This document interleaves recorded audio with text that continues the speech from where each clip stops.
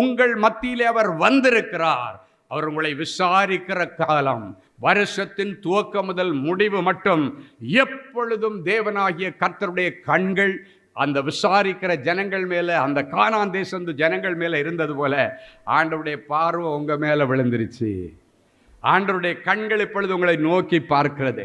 வேதம் சொல்லுகிறது, அவருடைய கண்கள் மனுபுத்திரனை நோக்கி பார்க்கிறது, அவருடைய இமைகள் அவர்களை சோதித்து அறிகிறது. அப்படின்னா என்ன அர்த்தம் தெரியுமா?